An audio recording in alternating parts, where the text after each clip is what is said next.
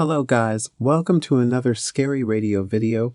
Please subscribe first. That will help my channel to get discovered by new visitors. Thank you, and enjoy listening. Mr. Blackwood had always been a man of science.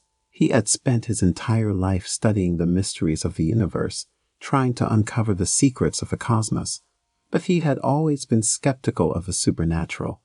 He believed that everything had a scientific explanation, and that there was no such thing as ghosts or curses. But one day, Mr. Blackwood received a letter from an old friend. The letter was written in a frantic hand, and it spoke of strange happenings in the small town of Ravenswood. The friend spoke of ghosts and curses, of strange apparitions and eerie sounds that haunted the town. Mr. Blackwood was intrigued. He had never believed in ghosts, but he was curious about the strange happenings in Ravenswood. He decided to visit the town, to investigate the claims of his friend, and to see if there was a scientific explanation for the strange occurrences. As he arrived in Ravenswood, Mr. Blackwood was struck by the eerie atmosphere of the town. It was as if a dark cloud hung over the place, casting a pall of gloom and despair over the residents. They looked at him with suspicion, as if they knew that he was an outsider. Mr. Blackwood started to investigate the claims of his friend. He spoke to the locals, trying to gather information about the strange happenings in the town. He learned of a curse that had been placed on the town years ago by a powerful witch who had been angered by the residents' disrespect for the natural world. The curse had caused a series of tragic events in the town, including the disappearance of several children and the murder of a wealthy family. The townspeople believed that the curse was still active, and that the ghosts of the victims still haunted the town, seeking revenge on their killers. Mr. Blackwood was skeptical, but he decided to investigate further. He started to explore the town, visiting the sites of the tragic events and interviewing the locals. But the more he learned, the more he started to feel a sense of unease. Strange things started happening to Mr. Blackwood. He would hear eerie sounds in the night, and he would see ghostly figures lurking in the shadows. He dismissed them as tricks of his imagination, but he couldn't shake the feeling that something was watching him, waiting for him. One night, as he was walking through the woods, he heard a voice calling his name. He turned around, but there was no one there. He heard the voice again, and this time he followed it. It led him to an old abandoned mansion, hidden deep in the woods. As he approached the mansion, he felt a sense of foreboding. He could feel the presence of something evil inside. Something that was watching him.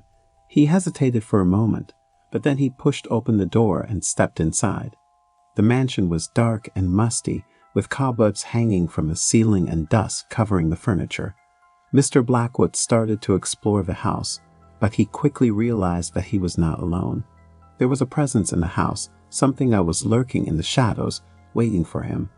Suddenly, he heard a scream.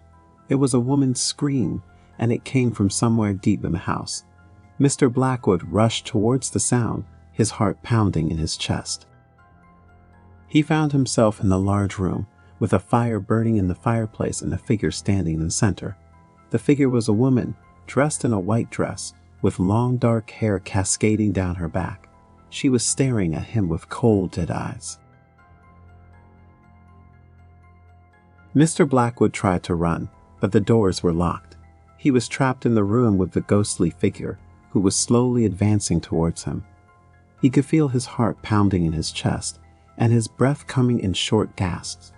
The ghostly figure spoke to him, her voice like a whisper of the wind. She told him that he had come to Ravenswood to uncover the truth, but that he had stumbled upon something that he was not prepared to face.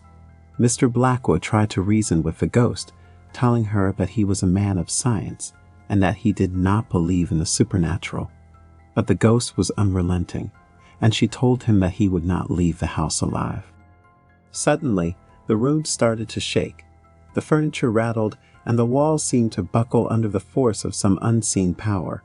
Mr. Blackwood realized that he was in the middle of a powerful paranormal event, and that he was powerless to stop it. The ghostly figure continued to advance towards him, her eyes glowing with an otherworldly light. Mr. Blackwood realized that he had no choice but to confront the supernatural head-on. He stood his ground, facing the ghostly figure with all the courage he could muster. He spoke to her, telling her that he understood her pain and that he was willing to help her find peace. Suddenly, the room went silent. The ghostly figure disappeared, and Mr. Blackwood found himself standing alone in the center of the room. He realized that he had overcome his fear of the supernatural, and that he had uncovered a truth that was far more powerful than anything he had ever encountered before. As he left the abandoned mansion and made his way back to the town of Ravenswood, he knew that he had been forever changed by his encounter with the supernatural. He had come to realize that there were mysteries in the universe that were beyond the realm of science, and that there was a power in the world that was beyond the reach of human understanding. And so, Mr. Blackwood left Ravenswood, a changed man. He would spend the rest of his life exploring the mysteries of the universe, but he would always carry with him the memory of the ghostly figure that had changed his life forever. Thank you for listening. Don't forget to like and subscribe. If you want to support us more, please share it on your social media. See you soon.